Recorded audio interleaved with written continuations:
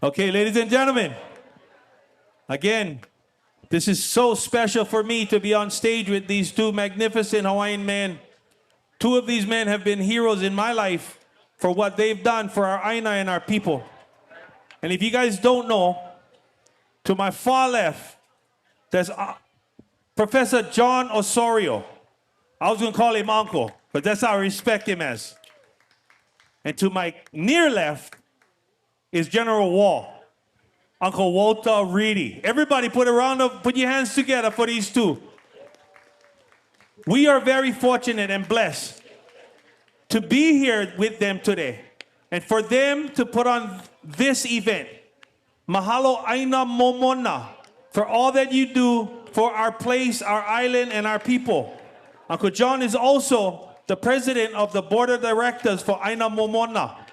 And Uncle Walt is the chief, the big kahuna of ʻāina Momona, Molokaʻi, and all of Hawaii.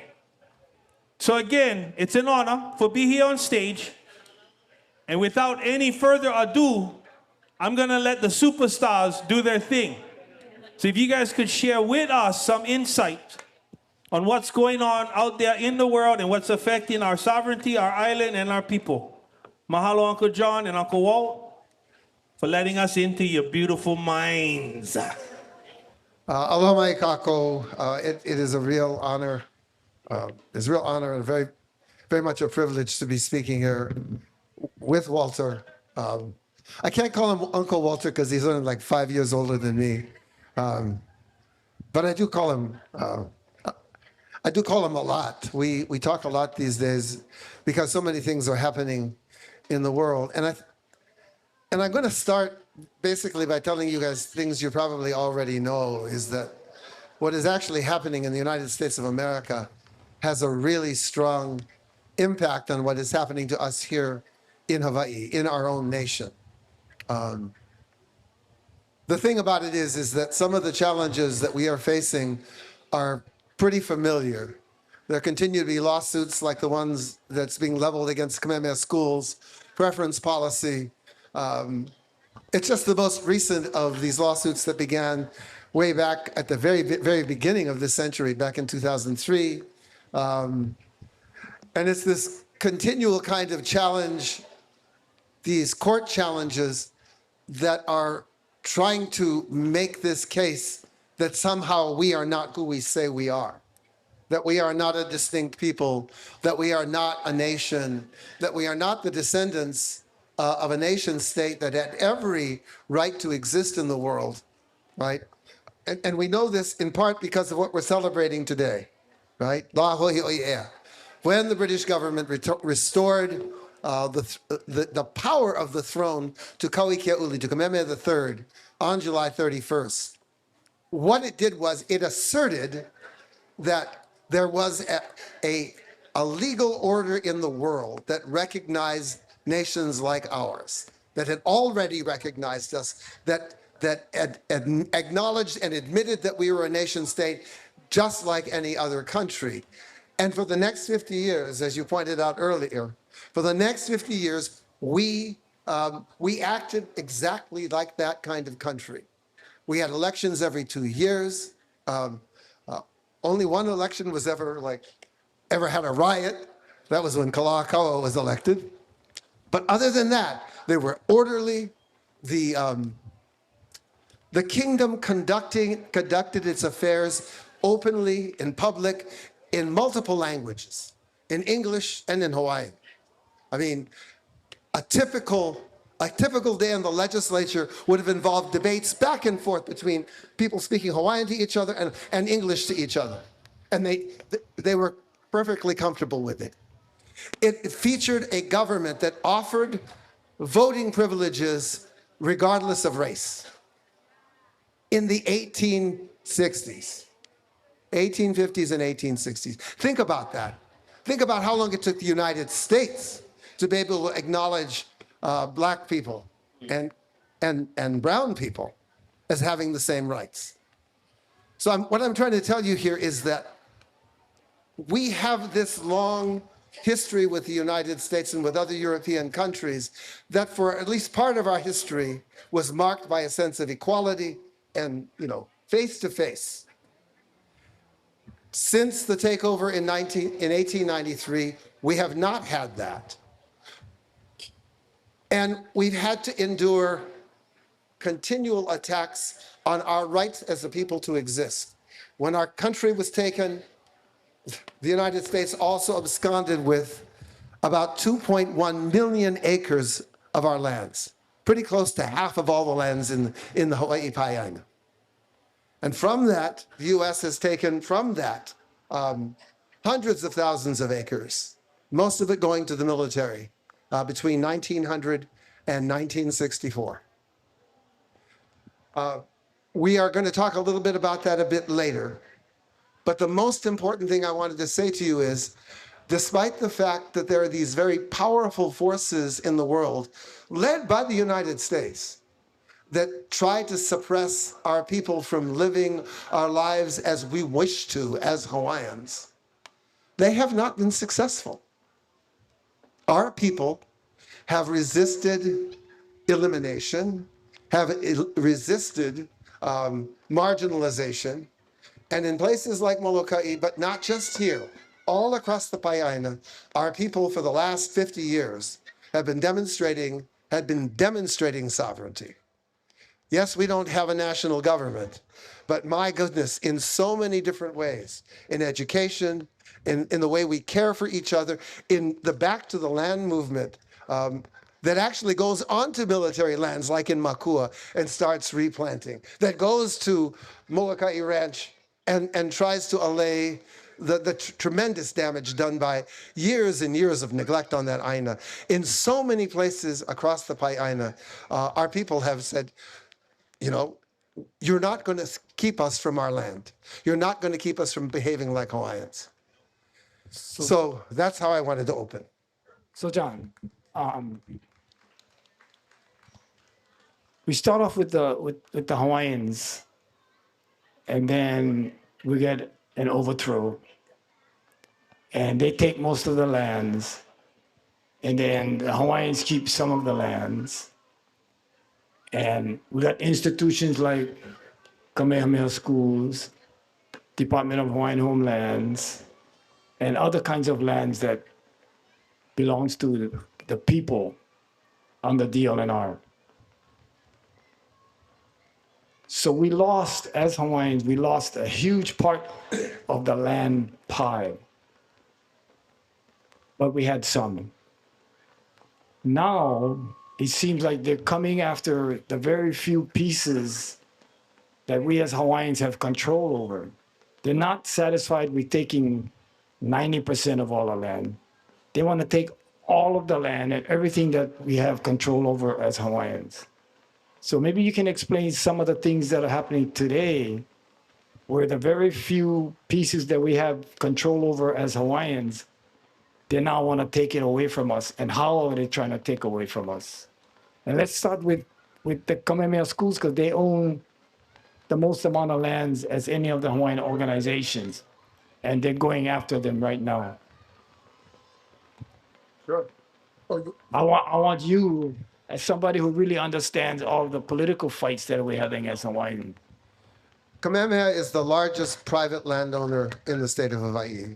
Over 300,000 acres, probably close to 380,000 acres of land that was really the result of several chiefs who had gotten land in the Great Māhele in 1850. For those of you who haven't heard this story before, the kingdom actually created property so that makaʻainana, so that ordinary people, as well as chiefs, could have their land and own it in perpetuity. They also made that land available for sale, and for owning and for giving away. And so basically they set up a land system that was for all intents and purposes private property. Kamehameha's lands today, Pauahi's lands, are the result of the fact that Princess Ruth Keʻiliʻikolani gave her all of her lands when she passed. And those included the lands that belonged to Lot Kapuaiwa, Kamehameha V. All of these lands came to Pauahi, and what did she do with it? She didn't have any children, so she left them to all Hawaiian children. That's what she did. She took care of education, and she said, what I want my trustees to do, we don't want you to sell the land. We want you to nurture it. We want you to draw revenue from it. And from that, we want you to build a school for boys and for girls. Remember that too. I mean, our people were literate. Men and women were literate. And great expectations were held for our people regardless of their gender. So she wanted a school for boys, school for girls. She was going to take care of education, and she wanted to make sure that our people would not be ignorant, would not be left behind. Lili Uokalani left the bulk of her estate to take care of women who were unsheltered, children, orphans, right? Single mothers, so that, you know, that part of our population that was vulnerable, that had less means, that had to basically, you know, struggle to survive, would have guidance and leadership and places to go and oasis, right? Marae for them, so that there would be places for them to go to. She did that. Queen Emma left most of her estate for that hospital that was originally built to provide free medical care for all Hawaiians. It doesn't do that anymore, but that was what she built it for. So healthcare, childcare, education, that's what the chiefs did with their land and their wealth.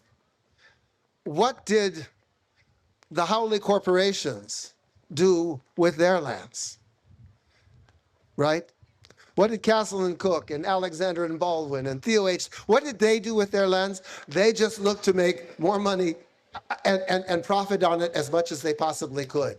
When sugar came to be too expensive for them, Walter, because we had a successful labor movement and we were actually successful in getting $1.25 an hour, right, in 1958. In the strikes in 1958, the sugar companies, what did they do? They closed down. They moved their operations to the Philippines. And what they then engaged in is a kind of land speculation that has driven up the cost of housing, the cost of basically living here. I'm telling you this because I want you to understand the really huge differences between the way Hawaiians use land and the way in which capitalists, Haole, and other corporations and the businesses here use land. They use land to make more wealth, to generate more income, to generate more revenue.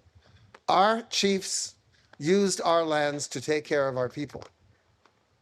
And this is where we need to return. Yeah, it's like, that's one aspect of it. Right. The other aspect of it is now they're not satisfied with what they have. They want to take away what we have in control of as Hawaiians. And that's the thing that's scaring me is like, yes, we have these lands. Yes, we have education stuff. But for how long? Because now they're trying to take all the lands that belong to Hawaiians in education via the courthouse. Maybe you can explain a little bit about why we should be concerned and how close, or what the possibility is that these lands that do belong to us today is going to disappear. We really should be very concerned, but we want to also be realistic about things. What's being challenged is the ancestral preference of Hawaiians, that policy at Kamehameha schools. It's a lot more difficult. It's a lot more difficult to take the resources and the land of basically a private company, because if that could be done, then we could do that to anybody, right? I mean, theoretically, you could do that to, you know, Castle and Cook. You could do that to Alexander and Baldwin. And sorry, I'm getting off the point here, but I think what we need to be really, really concerned about is maybe not so much that we're going to lose those lands anytime soon.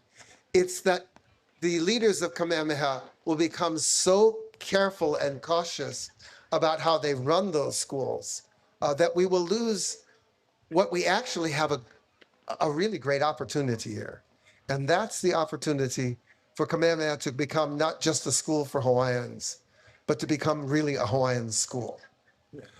One of the things that Kamehameha did, because the challenge to Kamehameha's policy is based on essentially contract law.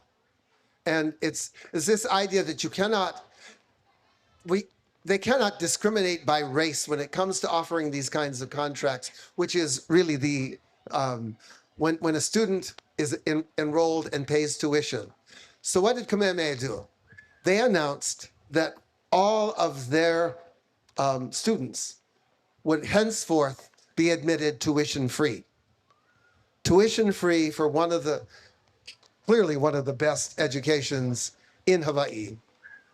Tuition-free, which means Kamehameha can basically declare, these are our beneficiaries. It says so in the will. We're taking care of them. This is not a contract. This is just us doing our fiduciary duty to this will and to our people. The next thing that Kamehameha has done, and it's been doing this for several years, has been moving the school gradually away from this beautiful college prep program it used to be. Maybe not so much when you were there, because you were there a long time ago. Oh yeah. You were still like... It wasn't going to be college prep. It was going to be military. You're going military, right? Yes, sir, no, sir, all day long. was- Yes, sir, no, sir, yes, sir, no, sir. And that's all we had to learn. Yes, sir, no, sir. When I came in, it was college prep, and then it got crazy. It got crazy because Kamehameha was basically telling their students, when you graduate, we want you to go away. We don't want you to stay here. We don't want you to go UH or community college. You need to go away. You need to go to Oregon or Ohio State, and because that's where the future is. Kamehameha is not doing that anymore. Okay, so the schools, they're attacking the schools, they're attacking all of the things that Hawaiians have. The military wants more land, more free land. On this island of Molokaʻi, we have 2 ahupua'a that belongs to Kamehameha schools. And as far as I'm concerned, we're not making good use. The island of Molokaʻi, we're not using these ahupua'as that it should be used. When you talked about and sang the song about Kahoʻolawe, and Molokaʻi got really, really involved in trying to stop the military from bombing Kahoʻolawe. Molokaʻi lost one of his greatest leaders in George Helm in the process, so it was really, really serious. And we spent most of our lives and in fact jail time to stop the bombing on Kahoʻolawe. And today, it's not as critical as bombs, but if everybody looks what's happening behind my back, you're gonna see an ocean. It's not a blue, beautiful ocean. It's brown. The ocean water not supposed to be brown. So the reason it's brown is because one example is the lands that is under Kamehameha schools. All the erosion is coming down and it's ending up on our reefs, and that's where we get our food. And it's been happening since I was this big and before then. And everybody said, no, that's how it is, that's how it is. Yeah, that's how it is, but it's not how it should be. So now we're trying to take the initiative on Kamehameha schools' lands to stop this erosion from happening. And we can. And we're having a very hard time trying to convince Kamehameha schools to allow us to do that. But I'm mentioning that because our future generations are going to be losing our reefs here on Molokaʻi unless we all start getting involved and getting akamai about how are we going to stop the erosions of these lands on Molokaʻi? So I wanted to take this opportunity to throw that out there so that people who live here can support our efforts in trying to figure out how we're going to do that. And Hano's been under training all these years in order for us to do that. And he's got his own little ahupua'a that he's trying to fix and stop the erosion. Hawaiian Homes has 20,000 acres and it's all melting into the sea. And nobody's trying to figure out how to do that. The state of Hawaii just acquired 2 brand new ahupua'as and it's all melting into the sea. So I wanted to make sure we throw that out on the table because it's going to take an effort from all of us here on Molokaʻi in order for future generations to survive, that we turn this brown and red ocean into what it should be, a clear water blue with sand and not mud along the beaches. So I'll just throw that out there at this point. But I really would like to maybe just throw out bits and pieces about the other kinds of battles that we're having statewide that we need to all know about so we can support that is happening, including the military and what they're doing. Maybe you can kind of bring us up to date about what's going on with those battles. Yeah, I've lived on Oahu for 50 years now. And I was born in Hilo. And, I grew up in a place where you could always get away from people. You could always get out into the forest or to the ocean, and there was nobody else around. Kiokaha. And no places are like that anymore.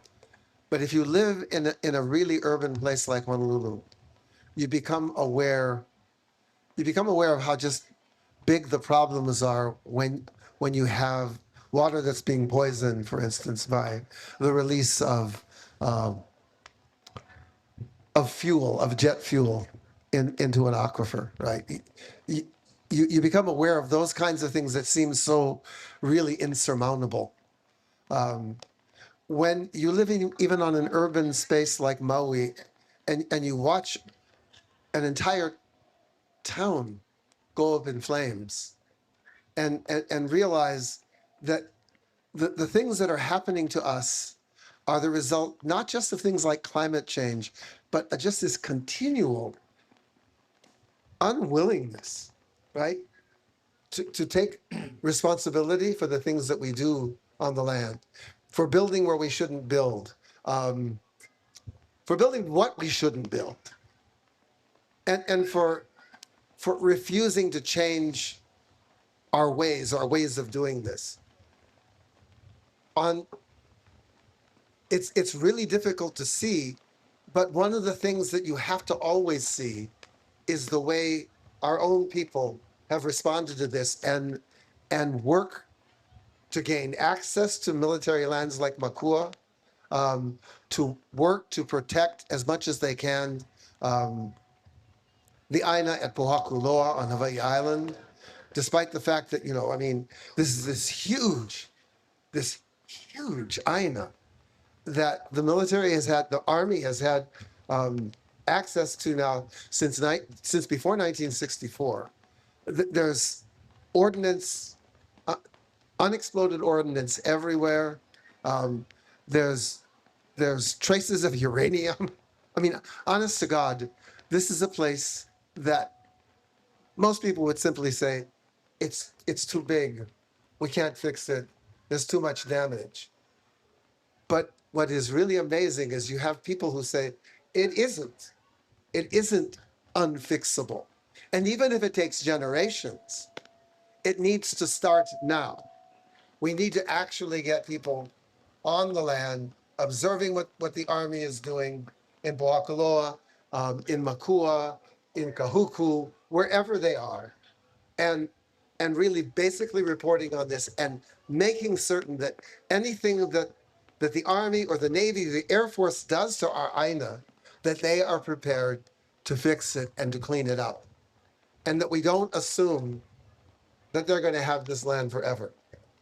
If you didn't do that here on Molokaʻi, right? If you just said we'll never get Molokaʻi Ranch back, or we'll never get Kamehameha to behave properly in their own ahupua'a, we'd have no hope.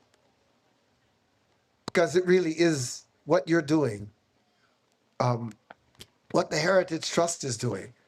That's really, really important. I think people want to hear more about that. If you don't know what's happening on this ʻāina, you need to spend more time talking to Walter and Hanohano. Oh, ʻāina Momona is ʻāina Momona. Without ʻāina Momona, we're not going to be able to feed ourselves. If we're going to depend on the barges, we all understand what happens when the barge cannot come. You know, we're not going to have gasoline. We're not going to have food in our stores. We're so dependent. And Molokaʻi was an island that was self-sufficient. And we cannot be self-sufficient if we allow our oceans to be brown. We cannot be self-sufficient if we cannot even get into our valleys to grow taro. We have to figure out how we're going to feed ourselves. And that's, for me, what the next generation is working on. And they're going to make sure that Molokaʻi becomes ʻāina Momona again. And that's the goal. The goal for all of us been working, organizing, and doing things. Molokaʻi ʻāina Momona. And we have organizations that we're going to have to figure out who they are and how we can support them. And we're going to have to understand what's happening on the other islands with all of these. The United States of America is not happy with how much control they have over us. They want even more control over us. They want to take away our schools. They want to take away our Hawaiian homelands. All those things are in jeopardy. And if we don't maka'ala, if we don't wake up, those things are going to happen, maybe not really quickly, but eventually. For me, the hope for us here on Molokaʻi is our ability to feed ourselves, ʻāina Momona. Historically, we did that. There's no reason why we cannot do that today. And there's young people like this guy right here that are organizing in order to purchase 1/3 of our island in order for us to survive. The third of the island that belong to foreigners, not even the United States of America, foreigners. So these are really big goals and objectives. And us old guys got to kind of like sit back, take a deep breath, and watch these young guys go get them. And they're doing it. I'm telling you guys right now, they're doing it. Molokaʻi Heritage Trust is something we should all be supporting because they're this close to getting back 1/3 of our island. And if they get it back, then Molokaʻi is going to really have a chance for ʻāina Momona. So yes, we got many problems in the state. Everybody, United States is not satisfied with what they got. They want more of whatever resources we have. And yes, Molokaʻi is the way it is because we have people here that know how to take care of the land, that know how to plant, that know how to fish, that know how to get into the valleys. We know how we're going to survive. We just got to keep doing it. And I'm so glad to see the younger generation still doing it. Cue the younger generation.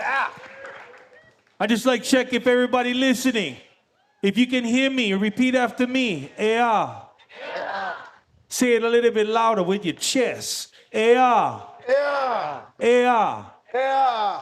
Ea means sovereignty. Not only sovereignty, but it means to breathe. So I like remember this day. Lā Hoʻihoʻi Ea. Kaui kia uli, King Kamehameha III proclaimed, He aupuni pala pala ko'u. Ours is a literate nation. We smart. And you know what? Over time, they purposely took away our language. They purposely twisted our history and our story. They purposely took away our water. So everybody say it with me. Ea. Ea. Say them again. Ea. Ea. We remember this day. We remember our kupuna. And we remember that we come from a literate nation. From the 1840s to the 1880s, we were the most literate nation on the planet. Let that sink in a little bit. Let that sink in, because that's the hope, the pride, and the love we need to bring forward today. I'm one child of that. Going to the Ohana Council meetings, going to Kalahui, Hawaii, going to the reinstated Hawaiian Kingdom government, all of the different entities that did not forget that we come from a country and a people of literacy, of academia, of intelligence. Today, we need to unlearn all of the BS that they told us who we are. They told us we lazy. ʻAole. Everybody say ea. Yeah. They told us we couldn't work together, and yet we built all of the Molokaʻi, passing Pohaku from the North Shore over the mountains to build on the South Shore. Everybody say ea. Yeah. Say them again, ea. Yeah. They told us we couldn't do that. They told us in history books that we practice infanticide. And if you don't know what that is, they said we sacrifice babies because we never love them. If you know any Hawaiian, babies, we love them. All you got to do is look around this place. Everybody say, ea. Yeah. So today, I'm not drinking that Kool-Aid. We shouldn't drink the Kool-Aid.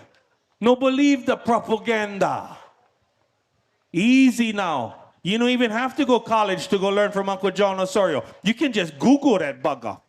Like today. Lā Hoʻihoʻi Ea. They're going to tell you everything. You go learn more. You go read. Hawaiians, we need to know our history like we know the back of our hand and the front of our hand. Because we are them and they were amazing. So today we get organizations from the Molokaʻi Heritage Trust to ʻāina Momona, to Sustainable Molokaʻi, to Hui o Kuapa, to Ipu Makani, to many, many more grassroots, Aloha ʻāina, nonprofit projects that putting our ʻāina back to productivity. ʻāina Momona. That's the name of this island, Molokaʻi ʻāina Momona. This is Molokaʻi Kapule O'o, island of powerful protective prayer. This is Molokaʻi Nui a Hina. Molokaʻi, great child of Hina. And the best one, Molokaʻi Nokaheke. When we ourselves, and we back to making our ʻāina better, which saving our people, taking care of future, this is better than the best. And again, that's where we're going. It's not about hate.